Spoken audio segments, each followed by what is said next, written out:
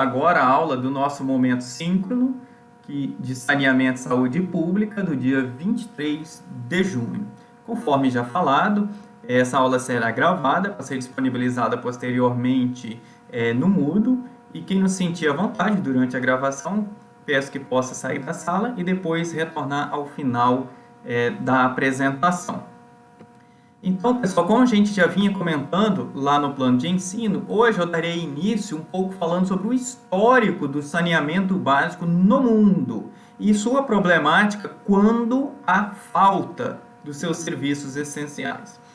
Quando a gente fala em saneamento, eu sempre acho interessante o seguinte: quando a gente fala em saneamento, nós estamos falando nas grandes áreas do saneamento, que é a coleta e gestão dos resíduos sólidos, tá?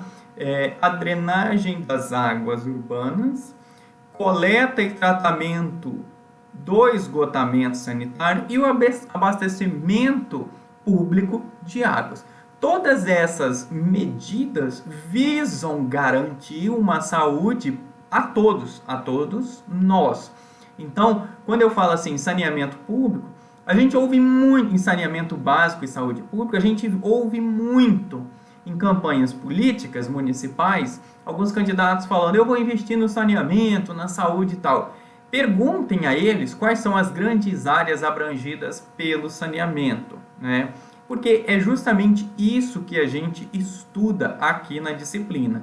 Então, por meio dessa disciplina, é que vocês sairão cidadãos mais conscientes e sabendo exigir aquilo que é direito de todos nós, tá?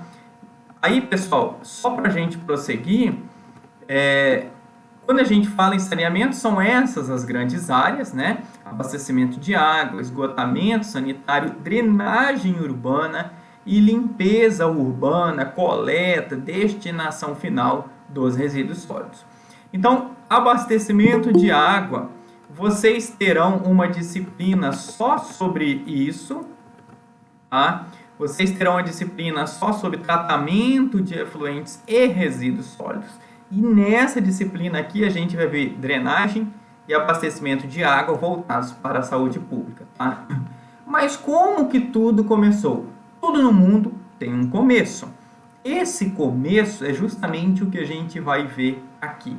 Professor, mas saneamento básico teve um começo no mundo? Sim, tivemos sim um começo desde lá, não é? Nos tempos remotos, quando a população era nômade.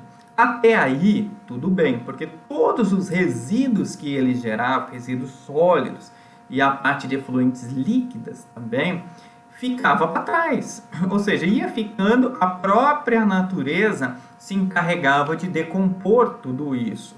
Então, não havia impactos ambientais significativos.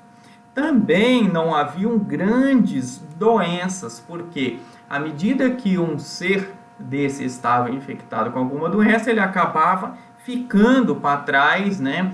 E a doença, teoricamente, morria com ele. No entanto, à medida que o tempo foi passando, essa população ela passou a precisar desenvolver a agricultura, lá no período neolítico, para produzir os seus alimentos. Então, tendo um alimento a mais, precisava armazenar. E armazenando esse alimento, favoreceu-se a proliferação de ratos, né? Proliferação de ratos, insetos e outros animais mais, e além da poluição dos rios. Para isso, para eliminar esse problema de ratos, é que os gatos foram domesticados. Então, quando a gente fala quanto ao desenvolvimento da agricultura, nós temos aqui a formação de algumas aldeias, cidades à margem de rios, né, como Nilo, Jordão, Tigre e Eufrates, Indo e Ganges, Amarelo e tantos outros mais. Até mesmo hoje, a gente vê que boas parte das cidades que nós temos, elas nasceram próximas de rios. Ibatiba, Iuna, Lajinha, Irupi também tem um riozinho que corta ali perto. Por que isso? Porque antigamente era difícil transportar a água, então era mais fácil a população morar perto desse recurso. E com isso, pessoal, tudo que era gerado de resíduo, de esgoto, era devolvido para a natureza, para o rio. Com isso, né, deixou de ser nômade por causa da agricultura, formação das vilas, cidades, consumo de recursos e algumas limitações. Então, quando a gente aglomera, a gente está vivendo essa questão hoje, a gente favorece a disseminação de muitas doenças. Por isso que o saneamento básico está ligado inteiramente com a saúde pública. Nós veremos isso nas próximas aulas também, tá? Então, professor, tendo a cidade, como que fazia para abastecer de água? Haviam projetos de poços, né? Poços, às vezes, até com profundidades elevadas, né? Para se captar água para essa população, né? E aí começam também a surgir, desde o tempo da Babilônia, alguns canais de saneamento básico, alguns sistemas de canalização em cerâmica. Cerâmica que eu falo é barro batido mesmo, tá? Para que isso? Para transportar água. Então a população daquela época, eles eram engenhosos porque eles precisavam abastecer as suas populações, né? Nós temos aqui, ó, como exemplo também, algumas cidades próximas ao rio Indo, não é? Cidades como Morrinho e Apara, né, que tinham sistemas de encanamento de água. A gente vê também naquelas histórias bacanas, às vezes passa na televisão do Império Romano, que a gente vai citar para frente, que várias cidades que foram adormecidas no tempo tinham esses sistemas, né? Então, se a gente for comparar hoje, nós temos muitas situações que naquela época já eram saneadas, tá? Muitos problemas ali, né? Nós temos aqui uma situação de banho, enquanto que a população era abastecida de água, apenas alguns nobres tinham água que chegava até eles, tá? Era a parte imperial, reis, famílias muito ricas que tinham água encanada em casa. A água chegava até em casa. Para os demais, a água ela era abastecida a público. Imagina, o banho era público, os chafarizes eles existiam para que a população pudesse buscar água lá. Então tinha os poços públicos, os chafarizes públicos também, tá? Para que a população pudesse chegar até lá. E aí encontrava-se algumas pequenas iniciativas, como por exemplo ali em Arapa, que eu tinha citado, né? De água que chegava a abastecer certas casas, tá? E como se dava esse controle de água pelos egípcios? Bom, a gente já ouviu aí falar em algumas disciplinas, história e geografia principalmente, né? Como que os egípcios eles dominavam facilmente técnicas de irrigação, geralmente irrigação por inundação, que é uma técnica hoje menos eficiente, mas muito sofisticada para a época. Então, para a época, eles dominavam técnicas assim, ultra mega avançadas de moderna. Tá? No entanto, lá ainda com os gregos antigos, já foi estabelecido ali por volta dos anos 500 a 440 uma associação entre pântanos e malária, ou seja, onde havia mais água parada, existia mais foco de malária. E o que eles fizeram? Eles desviaram os rios para os pântanos, né? Tentando livrar de uma grande epidemia, né? Prevenir a estagnação dessas águas que poderiam ficar ali paradas, né? No entanto, Atenas possuía um sistema de esgoto, o que não a livrou de uma grande peste posteriormente, né? Quando a gente fala de Roma antiga, e o saneamento básico, naquela época já existiam 11 aquedutos de água encanada, né? Lógico, como eu já havia falado, o privilégio era para poucos, sendo que a maioria da população se abastecia de fontes públicas de água. Então, se você não fosse da nobreza, de uma família muito rica, você teria que buscar água lá na praça, num chafariz, teria que tomar banho público lá na praça também. Então, hoje, os chafarizes que a gente vê nas praças jorrando água é herança ainda lá de Roma Antiga. Então, enquanto hoje está só ali para fins de paisagismo e de beleza, antigamente existiam para quê? Para fins da população ir lá buscar águas, tá? Então, nós temos alguns exemplos de aquedutos, como por exemplo de Segóvia, na Espanha, né, para transporte de água.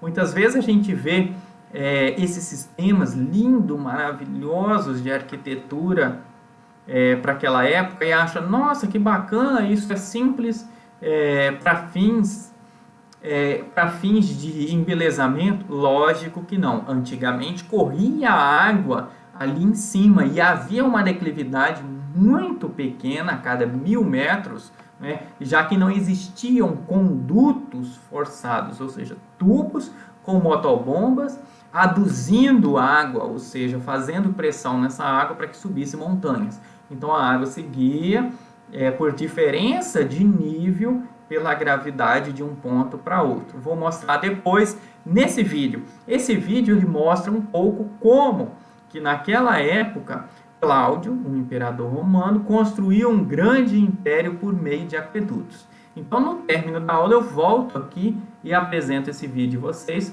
para não haver um desfoque e uma descontinuidade no som, tá ok? Então, pessoal, falando aí, já que a água chegava numa determinada casa, ela precisava sair dela. Sair na forma de quê? Efluente. Efluente sai, afluente entra, tá? E esses efluentes seriam o quê? Esgoto. Então, esses esgotos, pessoal, eles saíam e ia até uma cloaca máxima. Por que uma cloaca? Porque é aquilo que, digamos assim, defeca, né? Tudo aquilo que sai, esses esgotos aí das casas, tá?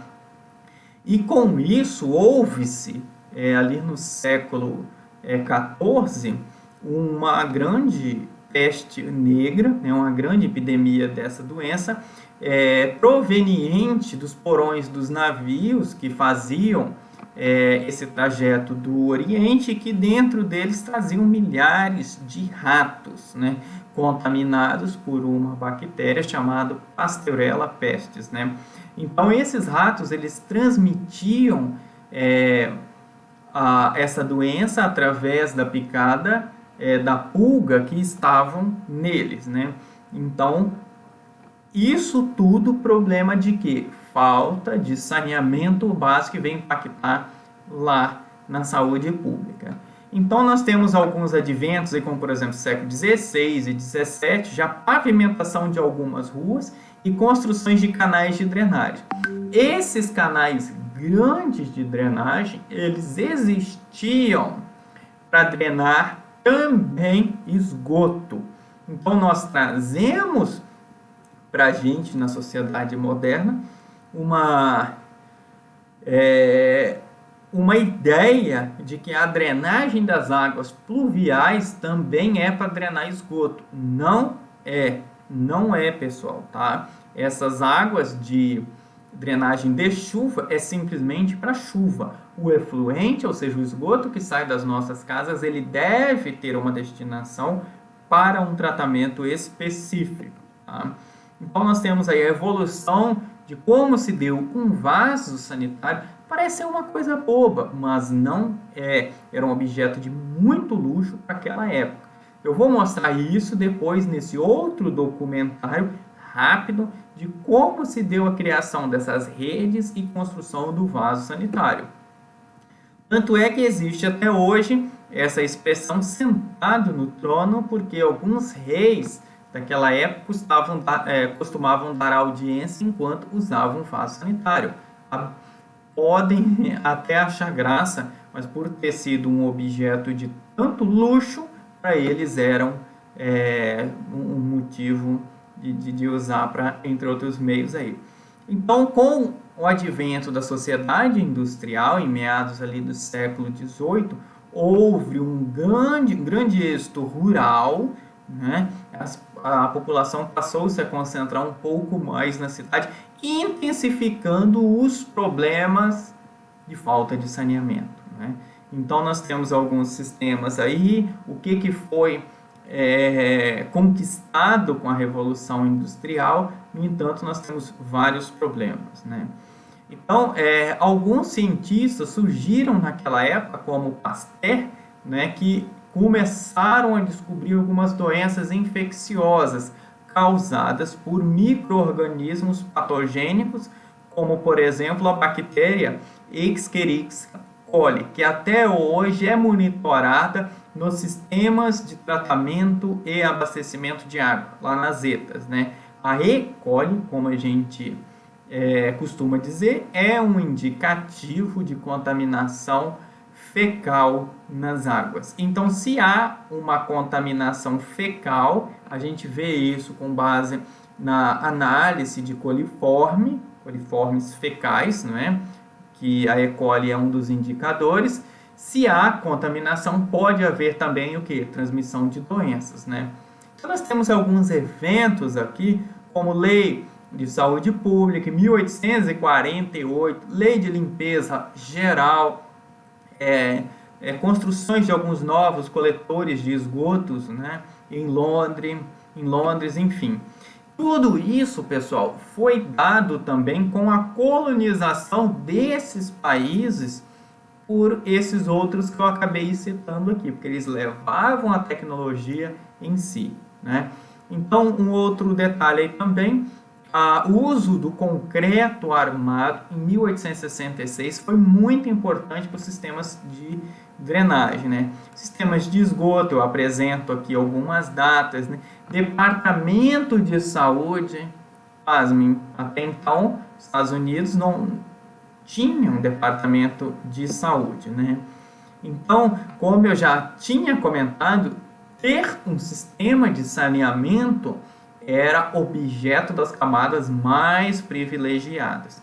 Até hoje, nós temos, apesar da legislação falar na universalização do saneamento, nós temos até hoje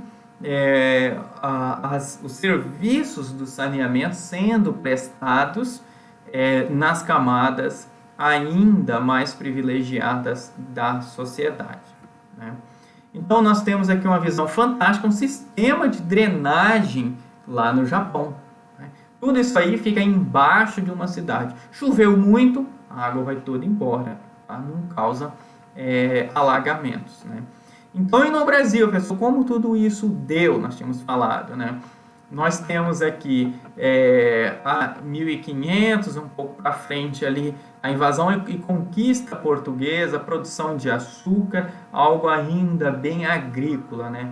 Em 1822, proclamação da independência, começa-se aí um período mais voltado para a produção de café, e depois até 1930 com a crise do café.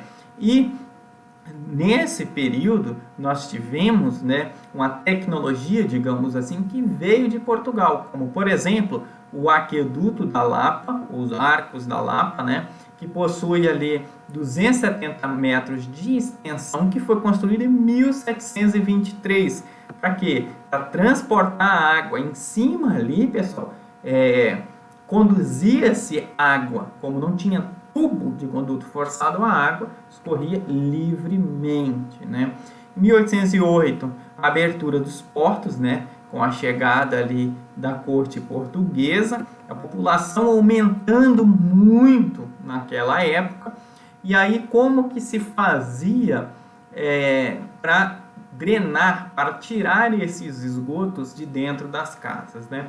a população tinha os seus escravos que transportavam esses esgotos para outro local, para jogar num rio, numa vala, alguma coisa assim.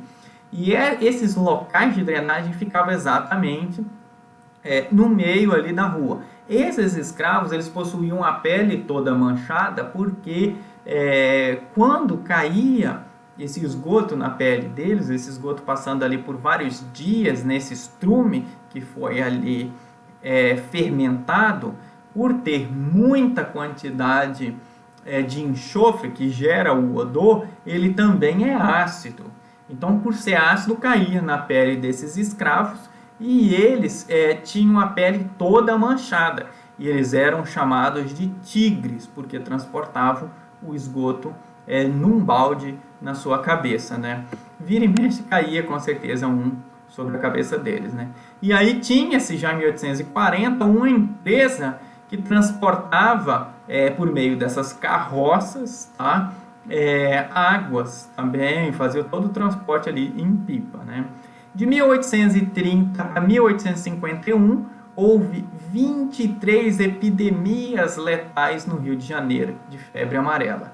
Então, como a gente conhece, uma doença de veiculação hídrica, né? Porque tem parte dela que tem o seu vetor sendo gerado na água, porque o mosquito da febre amarela ele também tem um ciclo, né?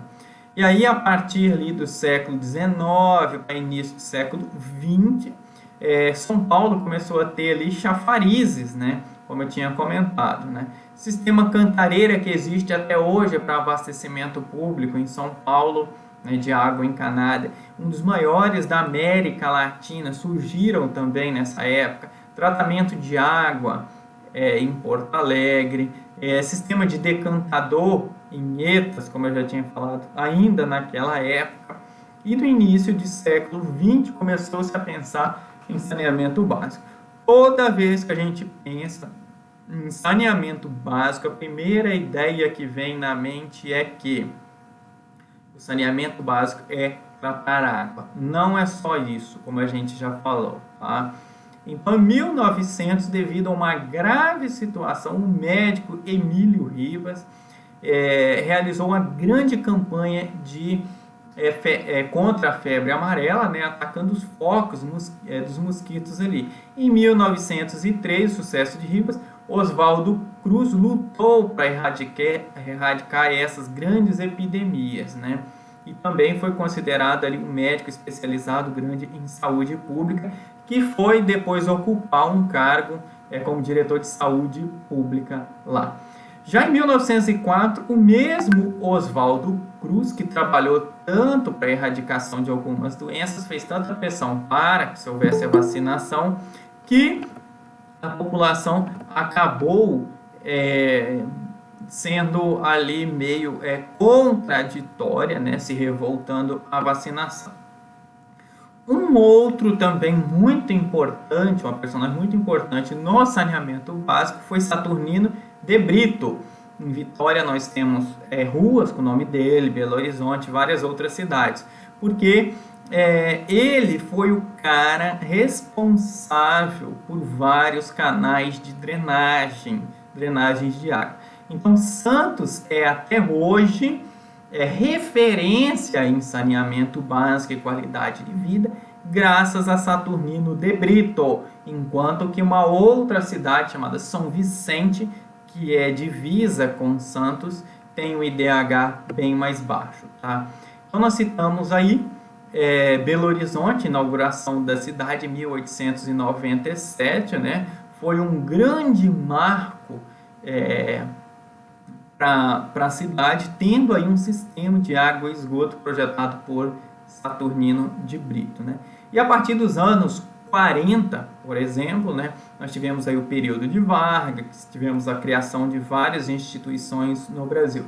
De 50 a 60 apareceram ali algumas empresas de economia mista no governo Juscelino para tentar ali desenvolver um pouco mais a questão do saneamento no Brasil.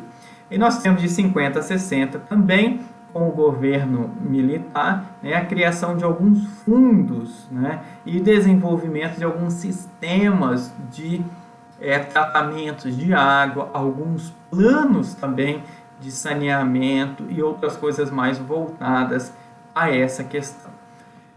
Pois bem, falando de tudo isso que aconteceu no mundo e algumas coisas aí no Brasil, o que nós temos de saneamento básico ainda hoje no Brasil? Temos situações como essas que eu acabo ilustrando aqui para vocês, né? Situações precárias, crianças submetidas ali a algumas condições, muitas vezes acabam trabalhando junto com a família, né? Expostas também a esgoto, a céu aberto, etc. Então são essas coisas que existem ainda no nosso Brasil de hoje. Pessoal, então o conteúdo da aula é esse. Eu vou passar agora os vídeos, tá? Vou compartilhar para vocês agora a tela nos vídeos para que a gente possa assistir com mais detalhe a esses vídeos. Dúvidas a gente vai tirar no término da apresentação e agora no término da nossa aula síncrona. Vou parar de gravar agora para a gente transmitir os vídeos.